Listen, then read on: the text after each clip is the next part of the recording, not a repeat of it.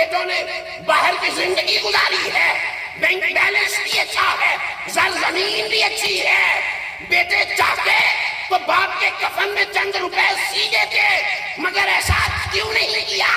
اس لیے کہ وہاں روپے نہیں اعمال کام آتے ہیں، وہاں مال نہیں اعمال کام آتے ہیں۔ سیدنا محمد وآلہ وعترته بعدد كل معلوم لك وبعدد خلقك ورضا نفسك وزنات عرشك ومداد كلماتك استغفر الله الذي لا إله إلا هو الحي القيوم وأتوب إليه۔ قال الله تبارك وتعالى في القرآن المجيد: هل أتى على الإنسان حين من الدهر لم يكن شيئا مذكورا۔ صدق الله العلي العظيم۔ إن الله وملائكته يصلون على النبي يا أيها الذين آمنوا صلوا عليه وسلموا تسليما۔ الصلاة والسلام عليك يا سيدي يا رسول الله وعلى آلك وأصحابك يا سيدي يا حبيب الله۔ الصلاة والسلام عليك يا سيدي يا رحمة للعالمين وعلى آلك وأصحابك يا سيدي يا خاتم النبيين۔ جڑے کہندے سی مراں گے نال تیرے، اج انہاں دی بازیاں ہاریاں نے، اساں سنیا اے یار دے دیس اندر ڈاڈیاں مشکلاں منزلاں پاریاں نے، ایک کوٹھڑی ملنی ارین خاطر جنوں نہ کوئی گوبے نہ واریاں نے، جد چمن نے وال کھولے خزائیں اندر پرندے اڑ گئے مار اڈاریاں نے، جڑے تک دے سن نین دنے راتی، جڑے تک دے سن نین دنے راتی، اج اونا نی باریاں ماریاں نے، محمد بوٹیا جھوٹائی جگ سارا، کملی والے دیاں سچیاں یاریاں نے، بلغ العلا بکمالہ کشف الدجا بجمالہ حسنت جمیع خصالہ صلو علیہ وآلہ۔ اللہ رب العالمین اپنے حبیب اقدس و اکمل و اجمل الطیب اطہر روحی فدا جانم فدا تاجدار انبیاء صلی اللہ تعالیٰ علیہ وآلہ وبارک وسلم کی ہمیشہ ہمیشہ قائم رہنے والی نبوت و رسالت کے صدقے قبلہ حاجی صاحب کی کامل مغفرت و بخشش فرمائے، کروٹ کروٹ مالک انہیں راحت عطا فرمائے۔ تینوں بیٹے یہاں موجود ہیں اور داماد بھی موجود ہیں، پوتے بھی موجود ہیں، نواسے بھی موجود ہیں۔ اللہ رب العالمین سب کو صبر جمیل عطا فرمائے۔ وقت بڑا قلیل سا ہے، بڑا قلیل سا وقت ہے۔ مار صاحب نے قریب 90 سال عمر یہاں گزاری، قریب 90 سال سے 2 سال اوپر ہوں یا کم ہوں گے، عمر یہاں گزاری ہے، اور ہمارے سامنے ایک عرصہ گزارا 5-6 سال سے میرا بھی بڑا واسطہ رہا، تعلق رہا، آنا جانا رہا، حاجی نعیم صاحب کی وساطت سے، ان کے پوتے بھائی اسد کی وساطت سے، اور ان کے بیٹے بھی موجود، ان کے ساتھ بھی کبھی گفتگو ہوتی۔ بڑا صاف ستھری سی انہوں نے بڑی صاف ستھری سی زندگی گزاری، اور 90 سال گزارنے کے بعد بھی گئے اکیلے ہیں، یہاں سے گئے اکیلے ہیں۔ 3 بیٹے ہیں، جوان سال ماشاءاللہ خوبصورت پوتے بھی موجود ہیں، گئے اکیلے ہیں۔ کفن میں جیب نہیں، کوئی جیب نہیں، خالی کفن، انتہائی خالی کفن۔ انسان ساری زندگی یہ سمجھتا ہے میں بڑی شے، میں نے یہ بنا لیا، میں نے وہ کر لیا، یہ میرا، وہ میرا، وہ میرا، کیا رہا اوڑک۔ کل ہم نے دیکھا کفن کو تو جیب ہی نہ تھی، زر بھی یہاں، زمین بھی یہاں، بیٹے بھی یہاں، پوتے بھی یہاں، نواسے بھی یہاں، خاندان سارے کا سارا یہاں رہا، ان کے سارا خاندان یہاں رہا۔ اب بابا جی اکیلے سفر کر رہے ہیں، اور سفر بھی نہ ختم ہونے والا ہے، سنگی کوئی نہیں ہے، ساتھی کوئی نہیں ہے، اور یہ دنیا تو قلیل ہے، وہ دنیا طویل ہے۔ یہاں قلیل زندگی کے لیے اتنی تو دو کہ اپنی تمام تمام تر صلاحیتیں اس 70 سالہ 80 یا 90 سالہ زندگی کو بہتر کرنے کے لیے صرف کر دی، اور جو زندگی جو سفر ختم ہی نہیں ہونا، اس کے لیے ہم نے اپنی کتنی صلاحیتوں کو بروئے کار لے کر آئے ہیں۔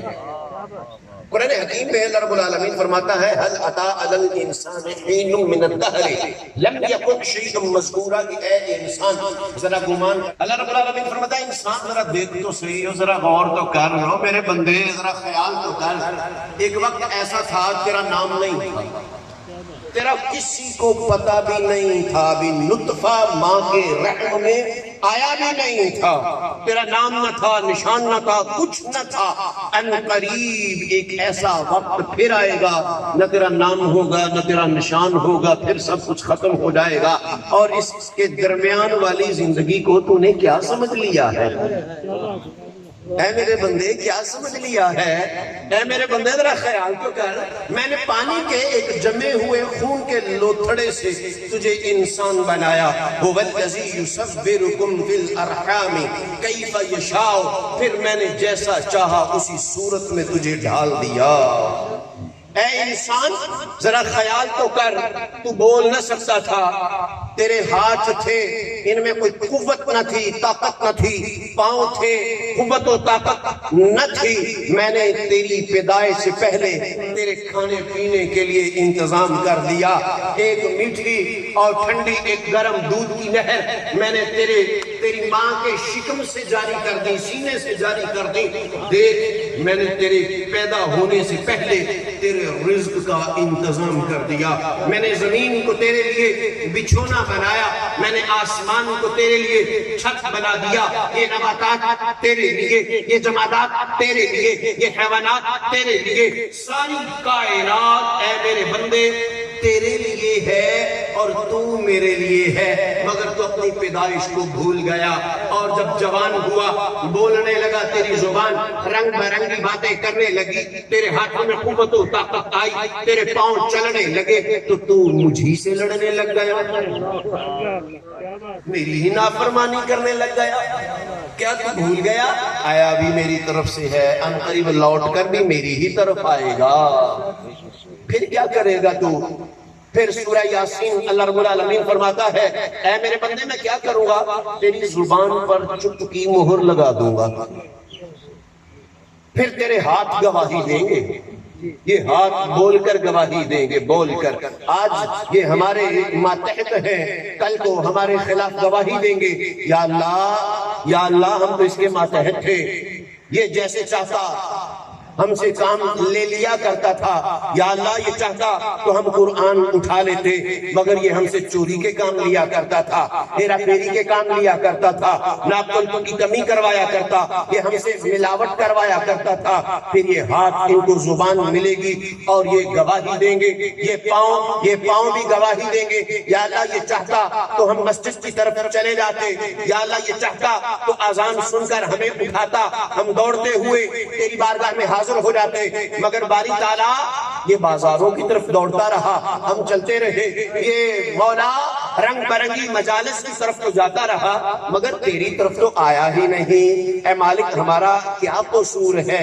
احباب ذی وقار، پھر وہاں بندہ لاچار ہو جائے گا، مجبور ہو جائے گا، اور پھر اس کی پکڑ بڑی سخت ہے، اِنَّ بَطْشَ رَبِّكَ لَشَدِيدٌ، اس کی پکڑ بڑی سخت ہے، جیسے گنا بیلنے کے اندر آ جائے اور پھر اسے کوئی کہے کہ اس کے اندر جو رس ہے وہ ٹھہر جائے، اور میاں محمد بخش صاحب بھی تو فرماتے ہیں نا، جب گنا بیلنے کے اندر آ جاتا ہے تو وہ رس نکلا ہی کرتا ہے، پھر رس وہ رہ سکتا ہی نہیں، جی میں ویلن دے وچ گنا رو نکو ہن رو محمد ہن روے تامنا، اب پھر کیا ہوا؟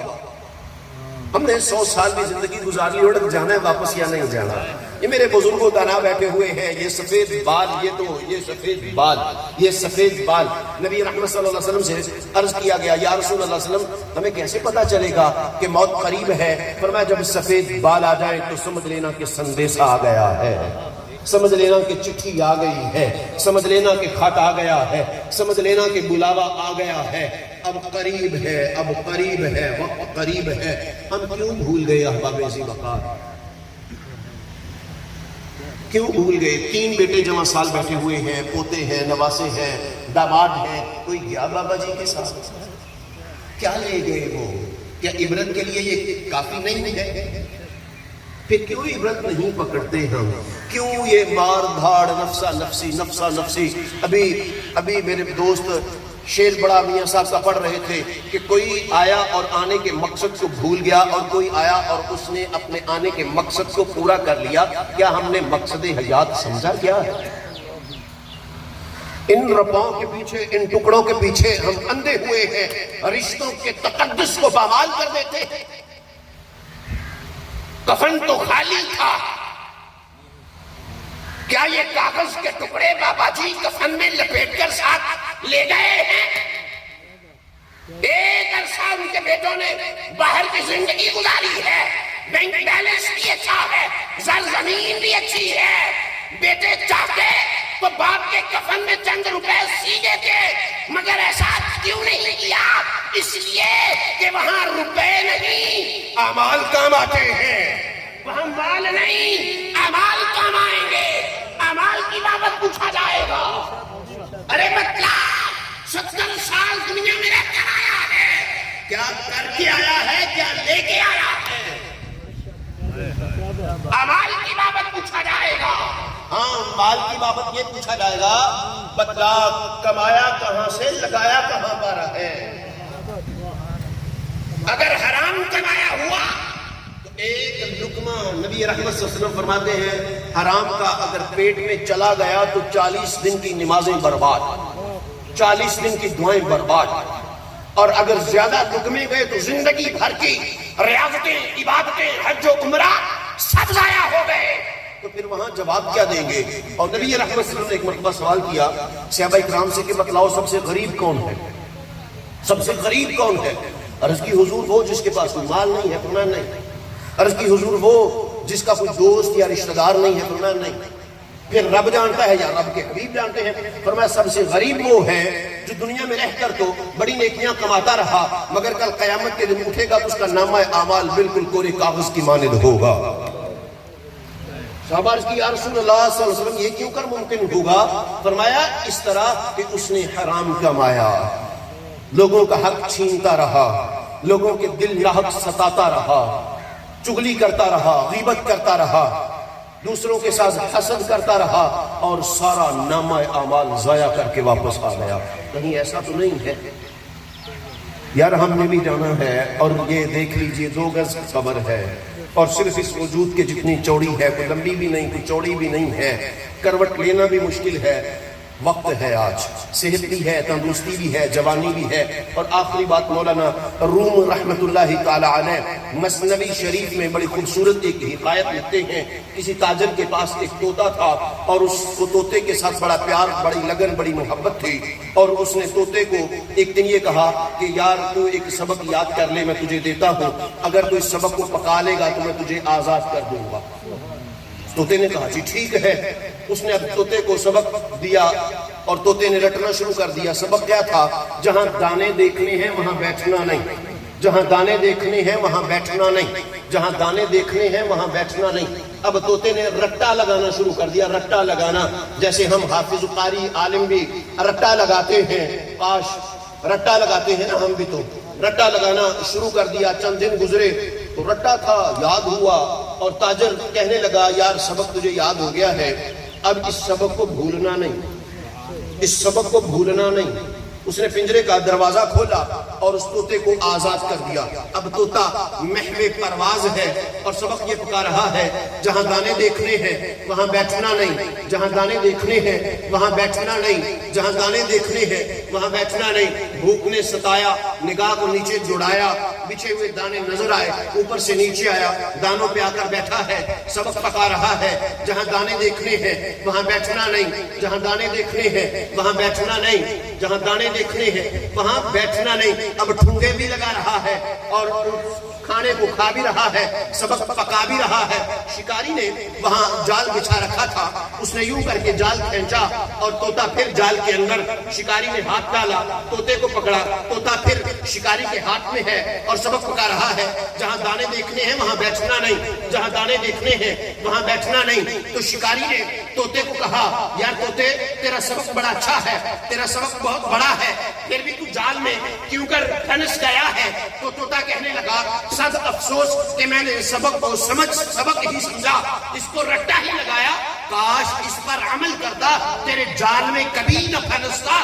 مولانا روم کہتے ہیں اے انسان ساری زندگی تو بھی رٹا ہی لگاتا رہتا ہے، جھوٹ نہیں بولنا چاہیے، مگر جہاں تیرا گا لگتا ہے تو جھوٹ بول جاتا ہے۔ ساری زندگی کہتا رہتا ہے چغلی نہیں کرنی چاہیے، مگر جہاں بیٹھتا ہے دوسروں کی چغلی کھاتا رہتا ہے۔ اور غیبت نہیں کرنی چاہیے کہ یہ غیبت مردار خور ہے، اور جہاں تو بیٹھتا ہے اپنے بھائی کا مرے ہوئے بھائی کا گوشت ہی کھاتا ہے۔ اے انسان تو بھی تو سمجھ جا، ان قریب تو نے بھی تو نکیرین کے جال میں پھنسنا ہے، پھر وہاں تیرا کیا بنے گا؟ آج وقت ہے، آج وقت ہے، آج وقت ہے۔ اب ذی وقار آئیے واپس آئے ہم، آئیے واپس آئے ہم، یہ تھوڑے سے وقت کو مہلت جانے، یہ صحت و جوانی اس کو مہلت جانے اور پھر اس زندگی سے فائدہ اٹھائیں۔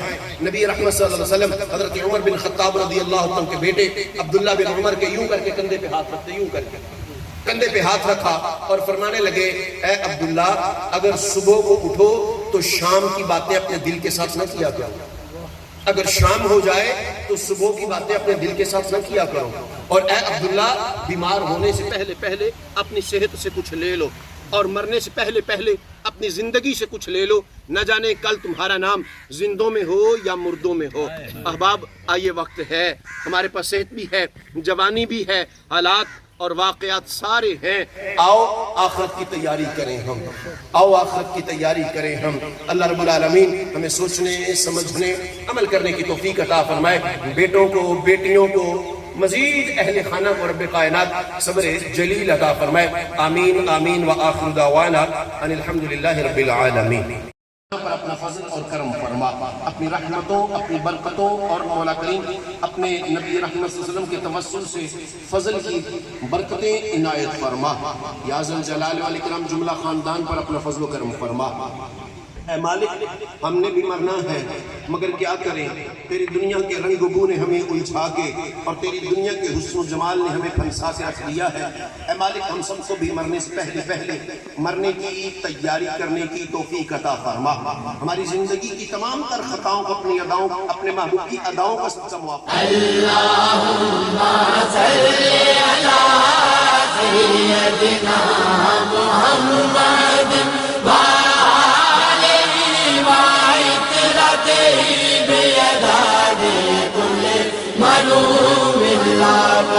استغفر اللہ الذی لا الہ